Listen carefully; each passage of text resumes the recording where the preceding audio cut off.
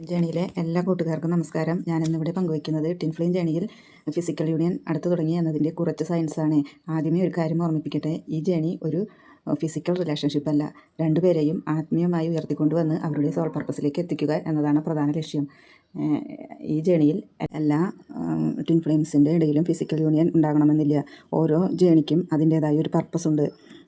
Union എടുക്കുമ്പോൾ നമുക്ക് തന്നെ സെൽഫ് ലവ് കൂടുന്നതായി കാണാം. നമ്മുടെ ഉള്ളിൽ തന്നെ ഒരു ഇന്നർ പീസ് അനുഭവപ്പെടും. പിന്നെ നമ്മളിൽ ഡിവൈൻ ടൈമിങ്ങിൻ്റെ ഒരു വിശ്വാസം ശക്തമാകുന്നു.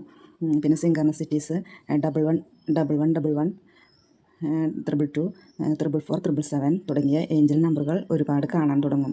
ലെറ്റ് ഗോ ചെയ്തിട്ടും DMൻ്റെ എനർജി കണക്ഷൻ നമുക്ക് പെട്ടെന്ന് ഫീലാവുന്നു. നമ്മളത് കട്ട് ചെയ്യാൻ നോക്കിയാലും പിന്നെയും അത് ആ ഫീലിംഗ് ഇങ്ങനെ വന്നുകൊണ്ടേയിരിക്കും. പിന്നെ സ്വപ്നങ്ങളിൽ നമ്മുടെ DM വന്ന് നമുക്ക് വ്യക്തമായ സന്ദേശങ്ങളോ യൂണിയനോ എല്ലാം നമുക്ക് അനുഭവപ്പെടാം. പിന്നെ പഴയ ഇമോഷണൽ വൂൺസ് എല്ലാം നമ്മളിൽ നിന്ന് വിട്ടുമാറിപ്പോകുന്നു. നമ്മൾ പുറത്തേക്കൊക്കെ പോകുമ്പോൾ DMൻ്റെ പേരുകൾ അവിടെ ഇവിടെയായി ഒരുപാട് സ്ഥലങ്ങളിൽ കാണാൻ കഴിയും. അതുപോലെ തന്നെ ഇൻഫിനിറ്റ് സിമ്പിൾസ് നമുക്ക് പല സ്ഥലങ്ങളിലും കാണാൻ കഴിയും. പിന്നെ യൂണിയൻ വേണമെന്ന ഒരു തോട്ടൊക്കെ മാറി തുടങ്ങിയിട്ടുണ്ടാകും. നമ്മുടെ DMനെ ഓർമ്മിപ്പിക്കുന്ന സോങ്സ്, DMന് ഇഷ്ടമുള്ള സോങ്സ് അപ്രതീക്ഷിതമായി വീണ്ടും വീണ്ടും കേൾക്കുന്നതും അപ്പോൾ നമ്മൾ ആ സ്ട്രോങ് മെമ്മറിയിലേക്ക് പോകുന്നതുമെല്ലാം ഇത് ഒരു യൂണിയൻ സൈനായിട്ട് കണക്കാക്കപ്പെടുന്നു.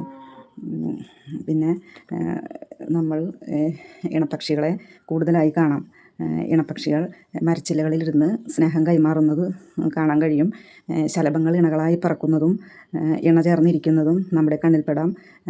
മൃഗങ്ങളുടെയും പ്രത്യേകിച്ച് പൂച്ച, പട്ടി എന്നിവയുടെ ഇണചേരലുകൾ അപ്രതീക്ഷിതമായി നമ്മുടെ മുന്നിൽ വന്നു പെടാം. പിന്നെ കുയിൽനാദം നമ്മൾക്ക് ഇടവിട്ട് കേട്ടുകൊണ്ടിരിക്കും. പിന്നെ ഓലഞ്ഞാലികൾ ഒരുമിച്ചിരുന്ന് സ്നേഹം കൈമാറുന്നതും പിന്നെ കുയിലുകളുടെ ഇണചേരലും നമ്മുടെ കണ്ണിൽപ്പെടാം. ഇതെല്ലാം കണ്ടാൽ നമ്മുടെ യൂണിയൻ അടുത്തു എന്നതിനുള്ളൊരു പ്രധാന സൈനാണ് ഈ പക്ഷികൾ പ്രത്യേകിച്ച് ദേവി കടാക്ഷമുള്ള പക്ഷികളായിട്ടാണ് കണക്കാക്കുന്നത്. പിന്നെ പ്രത്യേകിച്ച് ഹമ്മിങ് ബേഡ്സിന് ഈ ജേണിയിൽ ഒരു പ്രത്യേകതയുണ്ട്.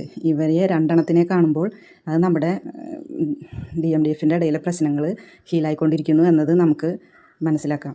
ഈ പക്ഷികളെ നിരന്തരം കുറച്ച് ദിവസം അടുപ്പിച്ച് കണ്ടുകൊണ്ടിരിക്കുകയാണെങ്കിൽ അത് നമുക്ക് ഒരു യൂണിയൻ സൈനായിട്ട് കണക്കാക്കാവുന്നതാണ്. ഇവയെ പ്രത്യേകിച്ചും റിലേഷൻഷിപ്പ് ഹീലേഴ്സ് എന്നാണ് അറിയപ്പെടുന്നത്. പിന്നെ എല്ലാം കാണുമ്പോഴും നമ്മൾ ഡിവൈൻ ടൈമിങ്ങിൽ വിശ്വസിക്കുക.